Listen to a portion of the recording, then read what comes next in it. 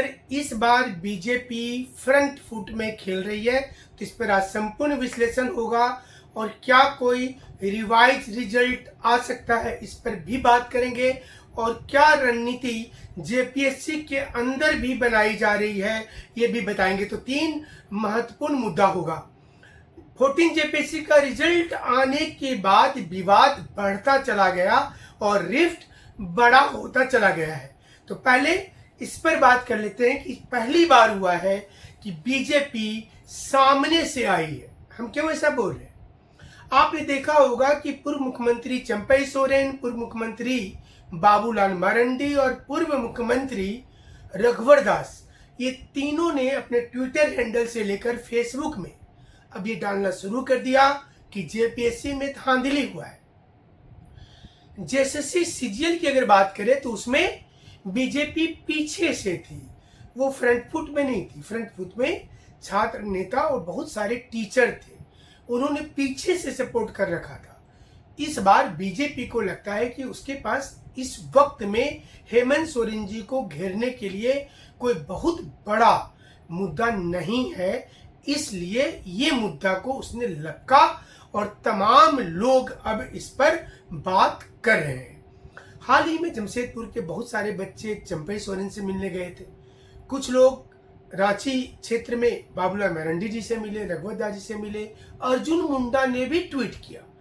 तो देखिए, बीजेपी के चारों पूर्व मुख्यमंत्री ने ट्वीट किया और कहा है कि वो अब इसके लिए जन आंदोलन करेंगे, सड़क पर आएंगे। ये हुआ बीजेपी की रणनीति कि वो स्टूडेंट के मुद्दे को अब आगे लेकर के आना चाहती है। कारण को समझिएगा, नीट पेपर का लीक का जब मुद्दा आया था तो कांग्रेस और उसके सहयोगी दल जिस गति से केंद्र की सरकार को घेर रहे थे और उसका इस समय में राज्य में बीजेपी को एक मौका मिला है कि गड़बड़ी परीक्षा में हुई होगी, एजेंसी ने क्या अपने मन से रिजल्ट निकाल दिया और सदस्य साइन नहीं किए, तो अब इसे लेकर सामने लाया जाएगा।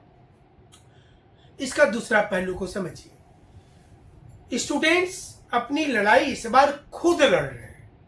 इस बार स्टूडेंट्स के साथ उनके छात्र नेता हैं और वो आगे बढ़ करके एक आंदोलन और आक्रोश दिखाने की कोशिश भी कर रहे हैं।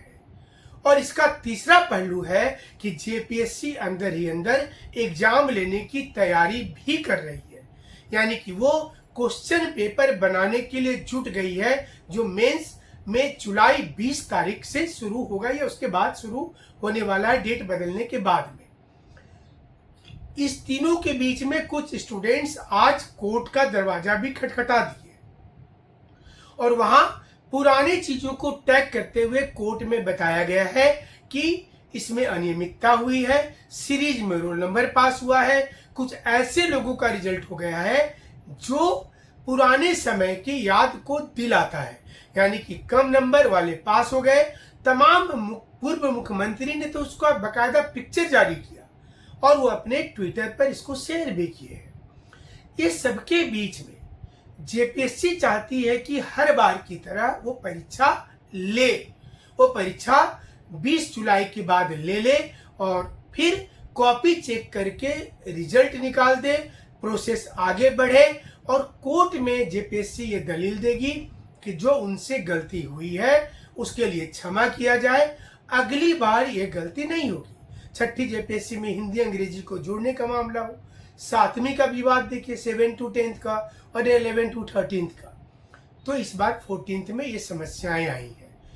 देखना होगा कि क्या कोर्ट के रास्ते कुछ उपाय बनेगा या फिर बीजेपी इस मुद्दे को हाथों हाथ जिस प्रकार से ले ली है, क्या वो पूरा समर्थन लेकर छात्रों के साथ में जुड़ जाएगी। ये समीकरण 2 दिन 14 और 15 को बड़ा महत्वपूर्ण है। अगर 14 और 15 को बीजेपी पूरे फ्रंट में आ जाती है तो फिर इसका नतीजा कुछ और दिखेगा। अगर कोर्ट से आदेश आ जाता है तो नतीजा बदलेगा, लेकिन जेपीएससी नहीं चाहेगी कि वो किसी प्रकार का कोई समझौता करे। वो हमेशा की तरह वो चाहेगी कि एग्जाम ले। जेपीएससी का ये कहना होगा कि ये हर बार की तरह लोगों का एक आरोप है और लोग आरोप लगाते रहेंगे जेपीएससी अपना काम करती रहेगी, बट देखना होगा कि क्या होता है आने वाले 48 घंटे में। हम आपको हर चीज का विश्लेषण करेंगे और हमारे साथ आप